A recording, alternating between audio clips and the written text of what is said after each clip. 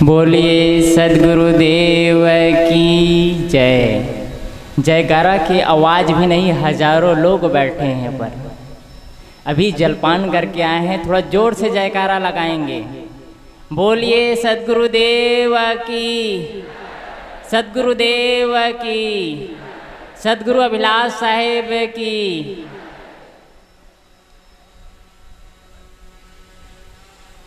परम पूज्य गुरुदेव जी, मंच में विराजमान पूज्य गुरुजन, साहेब जी की आज्ञा हुई है, थोड़ी देर निवेदन प्रस्तुत है।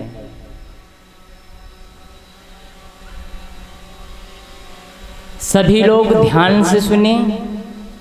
हमारे जीवन में 1 मिनट किसी की बातें लग जाती है तो हमारा जीवन बदल सकता है। सभी लोग स्ट्रिक्ट होकर के बैठे, कोई इधर ना देखे। वीडियो कैमरा अगर देखते रहेंगे तो जीवन उसी में बीत जाएगा। सावधान, स्ट्रिक्ट हो जाए सभी लोग। यहाँ जीवन को बदलने के लिए हम आए हैं। सत्संग जीवन परिवर्तन केंद्र है। आप स्कूल में जाते हैं, स्कूल में शिक्षक आपको अच्छे पोस्ट में ले जाने के लिए ज्ञान देता है। बाहरी दुनिया में आप जज बन सकते हैं, वकील बन सकते हैं, मास्टर बन सकते हैं, IAS अफसर बन सकते हैं, लेकिन जीवन में महानता नहीं मिलती है। आत्मीय बंधुओं, जीवन को बदलना है तो सत्संग चाहिए। आप लोग ध्यान से सुनिए। सत्संग क्यों करते हैं? आप लोग यहाँ आए हैं, आपको क्या मिल रहा है? न पंखे हैं, न ठीक से खाने के लिए ज़मीन में बैठना पड़ता है, कहीं भी सोना पड़ जाता है। घर में ऐशो आराम, सोफा सेट पे रहने वाले आपको क्या मिलता है?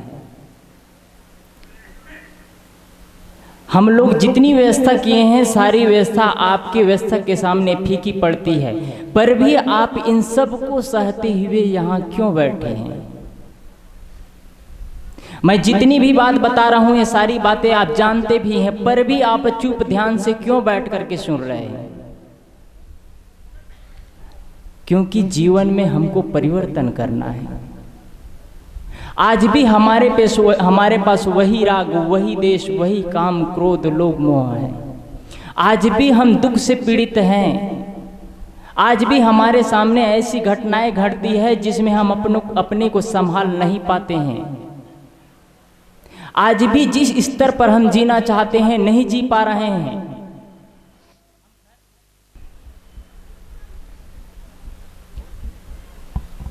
हेलो, हम घर में रह करके जिस स्तर पर जीना चाहते हैं आज भी नहीं जी पा रहे हैं। भाई को भाई से डर है, पिता को पुत्र से डर है, पुत्र को पिता से डर है, सास को ससुर से डर है, सास को बहू से डर है, बहू को सास से डर है। क्यों? डर डर डर।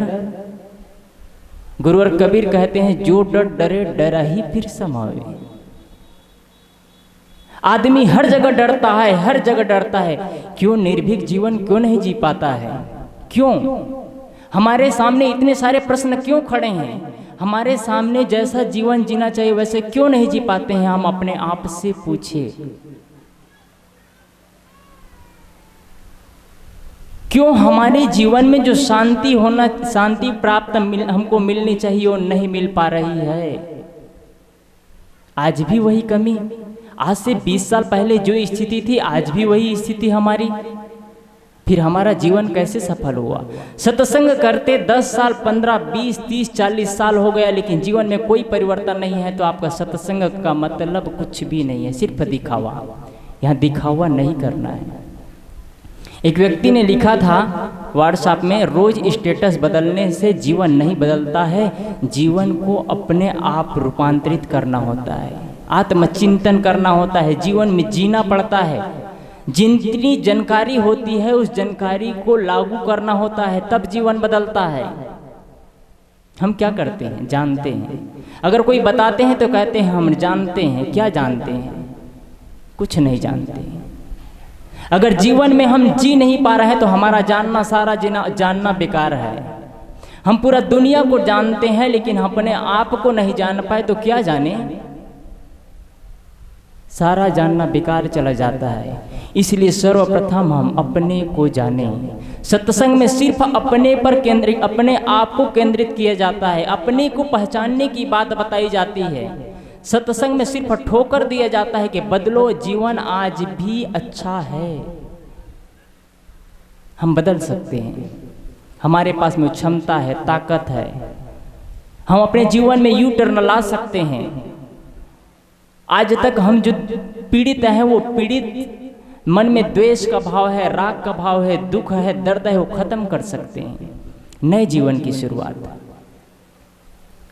हम सबको सत्संग से यही सीखना है, हमें नए जीवन का शुरुआत करना है। जो कल हमारे साथ द्वेष का भाव था, दूसरों के प्रति हम गलत सोचते थे, वो बातें छोड़ देना है। सत्संग का मतलब सिर्फ इतना होता है, छोड़ते जाना है, छोड़ते जाना है। जो शेष बच जाता है वो सिर्फ अच्छाई रह जाती है। हमारे पास दो आंखें हैं, दो आंखों से हम क्या करते हैं? एक आंख से हम रास्ता देखते हैं, एक आंख से हमको दूसरे का सद्गुण देखना चाहिए। लेकिन हम करते क्या हैं? आत्मीय बंधुओं, हम दोनों आंख से सिर्फ दूसरों का दुर्गुण देखते हैं। जीवन नहीं बदल सकता। हम जो चाहते हैं वही हमको मिलता है। हम दुर्गुण देखते हैं, दुर्गुण मिलता है। हर घर में कलह बना रहता है, सास ऐसी है, बहू ऐसी है, भाई ऐसे हैं, पिता ऐसे हैं, पुत्र ऐसे हैं। किसने कहा दुर्गुण देखने को? वो गलत करते हैं, उनका जीवन है, वो जाने। हम अच्छा से जिए, हम अपने को परिवर्तित करें, अपने मन को हम शोधे। गुरुदेव जी कहा करते थे, मन को इतना धुन डालो, इतना धुन डालो, जैसे रुई को धुनने पर उसमें से धूल निकल जाता है, सिर्फ रुई शेष रह जाता है। आत्मीय बंधुओं, जीवन को भी वैसे धुन डालना है। हमारे सारे दुर्गुण खत्म हो जाए जीवन से, तो हमारा जीवन सफल हो जाएगा। मैंने बीच में कहा कि आपस में प्रेम ही सबसे जीवन की सफलता है। चाहे साधु हो, गुरु हो, समाज के गुरु हो, परिवार के व्यवस्थापक हो, परिवार के भाई बहन हो, सास बहू हो, आपस में यदि प्रेम है तो जीवन सफल है। कितने घर में प्रेम है? कितने घर में एक साथ बैठ करके भोजन करते हैं? कितने घर में भाई और भाई में प्रेम है? कितने घर में पिता और पुत्र में प्रेम है? कितने घर में सास और बहू में प्रेम है? शायद इस दुनिया में 5% लोग होंगे जो आपस में बहू बेटी, सास बहू, माता पिता पुत्र सब एक साथ प्रेम से रहते हो। 95% लोग आपस में प्रेम से नहीं जी पाते हैं। 95% लोग आपस में द्वेष द्वेष, दुख दुख, दर्द, इतना दर्द बोए हमने क्यों? कभी पूछे हैं हम अपने आप से? मैं आप सबसे प्रश्न करता हूं, क्या आप अपने बच्चे को पूछ सकते हैं कि क्या बेटा मैं जैसा जीता हूं वैसा तुम जी सकते हो? कितने के पुत्र हुए कहेंगे हाँ पिताजी? हाथ उठा सकते हो? यदि आपके पिता पूछे आपसे पिताजी मैं कैसे जीवन जीऊं, आपके बेटे पूछे आपको माँ कैसे जीवन जीऊं मैं, आप कह सकते हो जैसे मैं जीता हूं वैसे, जैसे मैं जीती हूं? या पिता कह सकते हैं जैसा मैं जीता हूं वैसे जियो? इस सभागार में बैठे में से 5% लोग हाथ उठा नहीं सकेंगे कि जैसा मैं जी रहा हूं वैसे मेरे पुत्र हो, वैसे मेरे बच्चे हो, वैसे मेरे सास बहू हो, मेरे बहू हो, मेरे बेटे हो। 5% लोग हाथ नहीं उठा सकते। घर के मालिक बनते हैं, जैसे जैसे बुजुर्गों आती है वैसे वैसे बुद्धि का विकसित होना भी जरूरी है। वैसे वैसे आप अपने मन को ऐसा बनाएं, अपने जीवन को ऐसा बनाएं कि आपके बच्चे कह सके कि वास्तव में मेरे पिताजी जैसा होना चाहिए वैसा है। उनको अपने पिताजी का नाम लेने में गर्व होना चाहिए, अपनी माँ का नाम लेने में गर्व होना चाहिए। आज की युवा पीढ़ी 50% लोग कहते हैं हम अपने माँ बाप को माँ बाप कहने में शर्म महसूस होता है। क्यों ऐसे जीते हैं? क्यों शर्मनायक जिंदगी जी रहे हैं? आपने अपनी जिंदगी जैसे भी जिया, लेकिन आपको अपना हक अपने ऊपर है, दूसरे पर नहीं। आप अपने भविष्य के पीढ़ी को, अपने पीढ़ी के जीवन को बर्बाद मत करिए। आप अपने बच्चे को इतना अंकुश में रखिए, आपका कहा माने, उस पर जबरदस्ती दबाव मत डालिए। आज की चकाचौंध में इतनी दुनिया बर्बाद होती जा रही है। और इसके बर्बादी का कारण मैं सबसे ज़्यादा कहूँ तो माँ बाप होते हैं। माँ बाप ने या तो सबसे ज़्यादा अंकुश लगाया अपने बच्चों पर, या सबसे ज़्यादा छूट दिया, या खुद बिगड़ा या अपने बच्चे को बिगाड़ा। आप महसूस करिए इस बात को, कहाँ मैंने गलती की है। आपने अपने बच्चे को इतना छूट दे दिया, पापा मोबाइल चाहिए, आपने बड़ा मोबाइल दे दिया। पापा गाड़ी चाहिए, गाड़ी दे दिए। पापा हॉस्टल में रहना है, हॉस्टल में छूट दी। किन के साथ हैं, कैसे रहते हैं, क्या करते हैं, कोई मतलब नहीं है। आपने बच्चा पैदा किया है, आपकी जिम्मेदारी बनती है कि आप अपने बच्चे का भविष्य सुधारिए। हमारे गुरु, हमारे समाज के महापुरुष जन हमको अगर अंकुश ना दे तो हम भटक जाएंगे, निश्चित है। उसी प्रकार आप अपने बच्चे को अगर अपने बच्चे पर निगरानी नहीं रखेंगे, आप अपने बच्चे पर ध्यान नहीं देंगे तो आपके बच्चे बिगड़ जाएंगे। या तो आप ज़्यादा अंकुश करते हैं, ज़्यादा उनको टोकते रहते हैं, तो आपके बच्चे आपका कहा नहीं मानेंगे। किसने बिगाड़ा बच्चे को? आपने। आप यदि शराब पीते हैं, बीड़ी पीते हैं, सिगरेट पीते हैं, तो आप अपने बच्चे को नहीं कह सकते कि बच्चे तुम बीड़ी सिगरेट शराब मत पियो, नहीं कह सकते, क्योंकि आपका जीवन ही वैसा नहीं है। आप खुद इस दुनिया के चकाचौंध में ढलते जा रहे हैं, बुढ़ापा की अवस्था आ जा रही है, लेकिन पति और पत्नी चले जा रहे हैं टॉकीज में फिल्म देखने। एक समय था आदमी जब घर में बैठकर परिवार के लोग एक साथ जो चित्र नहीं देख सकते थे, वो चित्र आज आराम से बैठ करके देखते हैं। आंखों की शर्म खत्म हो गई। विज्ञान ने टीवी दिया तो आंखों की शर्म खत्म हो गई।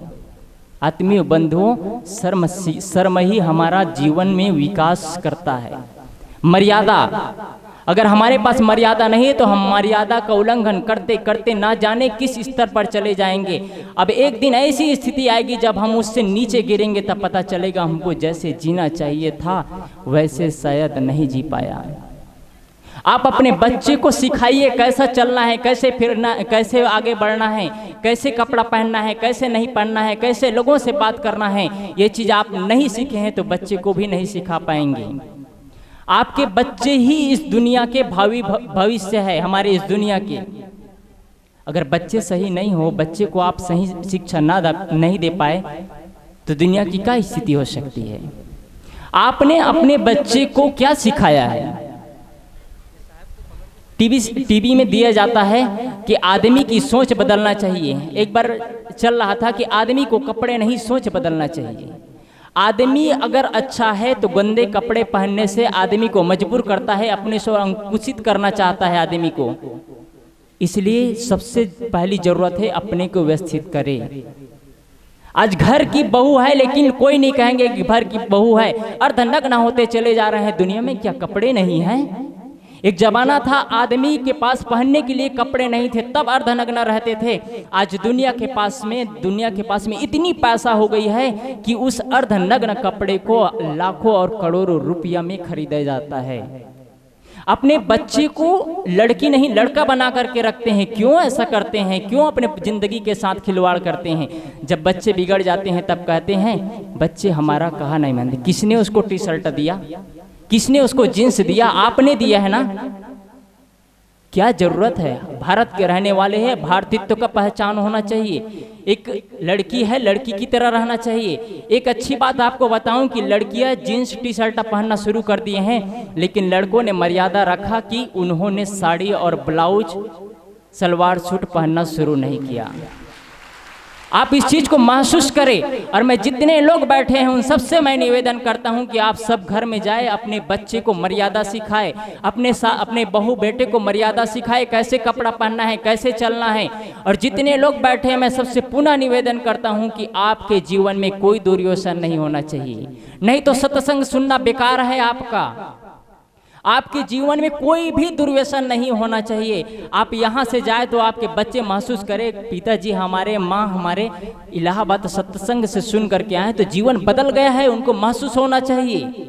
आप घर में जाए तो प्रेम से बात करें। आप यहाँ बीड़ी सिगरेट तंबाकू शराब पीते थे, घर में जाते ही यहाँ तो छोड़ ही दिए हैं, घर में जाने के बाद भी वो चीज़ यूज मत करिए। आपके बच्चे महसूस करें कि वास्तव में हमारे पिताजी सत्संग में गए थे। ये चीज आप महसूस करिए। एक बच्चे ने घर में रहता था, उनके पिताजी शिकायत किए। पिताजी ने संत के पास जाकर के शिकायत किया, पिताजी हमारे बच्चे हमारा कहा नहीं मानते हैं। संत आए, उससे पूछते हैं क्यों कहा नहीं मानते हो? बच्चे कहते हैं पिताजी हमारे सत्संग में रोज जाते हैं संत जी, लेकिन जितना घर में झगड़ा पिताजी करते हैं, जितना घर में लड़ाई पिताजी करते हैं, शराब पीते हैं पिताजी, सिगरेट पीते हैं पिताजी, इससे अच्छा मैं बिना सत्संग में जाए सब सीख सकता हूं, तो सत्संग में जाने की क्या जरूरत है? आत्मीय बंधुओं, सत्संग है परिवर्तन केंद्र। आप सबसे पुनः निवेदन करता हूं कि आप इस जगह में आकर के कुछ अपने को परिवर्तित करने का प्रयास करें। आप घर में जाए, सबसे पहले यहीं से संकल्प करके चले जाए कि मैं कोई दुर्व्यसन नहीं करूंगा। सब लोग संकल्प करें अपने आप में, कोई दुर्व्यसन नहीं करूंगा, हिम्मत और हौसला के साथ में। एक व्यक्ति एक दिन में 50 गुटखा खाता था। जब उन्होंने 50 गुटखा छोड़ा, एक साथ छोड़ दिया, एक साथ छोड़ने के बाद में जो सिर में चक्कर आना शुरू हुआ, उन्होंने दीवार में ठोक ठोक करके सिर फोड़ डाला। उनकी पत्नी कहती है तुम शराब पीना शुरू कर दो, सिगरेट पीना शुरू कर दो, गुटखा खाना शुरू कर दो, छोड़ो मत, तुम जीवन ही खत्म हो जाएगा तुम्हारा। वो कहते हैं चाहे मर क्यों ना जाऊं, लेकिन मैं छोड़ दिया तो छोड़ दिया। एक आदमी 50 गुटखा खाने वाला छोड़ सकता है, इसमें से 50 गुटखा खाने वाले नहीं होंगे, इसमें से दिन भर शराब के नशा में रहने वाले नहीं होंगे। आप लोग छोड़ सकते हैं। जीवन शुरुआत की स्थिति में मैंने बताया है, इसके बाद बहुत आगे हैं जो संत जन बताते हैं, मन की बातें बताते हैं। मैंने बहुत उच्च स्थिति के बात नहीं कही है, क्योंकि हमारा जीवन का शुरुआत ही अच्छा नहीं होगा, हम जीने की कला ही अच्छी नहीं होगी, तो फिर मन की बात तक पहुंचना बहुत बड़ी बात है। आत्मीय बंधुओं, इसलिए मैं सबसे निवेदन करता हूं कि आप सर्वप्रथम घर जाने से पहले सब लोग संकल्प करेंगे कि कोई दुर्व्यसन हम जीवन में नहीं करेंगे। घर में जा कर के हम प्रेम से व्यवहार करेंगे, किसी के साथ झल्ला करके व्यवहार नहीं करेंगे। आप इसमें से बैठे कुछ ऐसे भी लोग होंगे जो अपने पुत्र से बात नहीं करते होंगे, कुछ माताएं ऐसी भी होगी जो अपने बहू से बात नहीं करती होगी, कुछ बहन ऐसे भी होंगे जो अपने सास से ससुर से बात नहीं करते होंगे, कुछ भाई लोग ऐसे होंगे जो अपने पिता से बात नहीं करते होंगे। मैं सबसे निवेदन करता हूं कि आप सब लोग जा कर के प्रेम से जा कर के पैर छुओ, दंडवत करो और कहो मैं आज से आप लोगों के साथ रहूंगा, आज से आप लोगों के कहा मानूंगा, आज से मैं जीवन को बदलने का प्रयास किया है, सत्संग में यही सुना है और मुझे जीवन में बदलना है। आपको खुद महसूस होगा कि मैंने शायद अच्छा जीवन जीने का प्रयास किया। और आज की दौड़ती दुनिया में आप सबसे मैं निवेदन करता हूं कि आप अपने बहू को, बेटी को एक मर्यादा में रखें।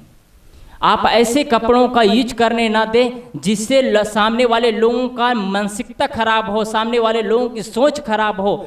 आप भारत के रहने वाले हैं, भारतीत्व को पहचान को ना खोए। आप सबको मेरी बात अच्छी लगी हो तो आप लोग एक बार तालियां की गड़गड़ाहट करेंगे। बोलिए सद्गुरुदेव की, बोलिए सद्गुरुदेव की।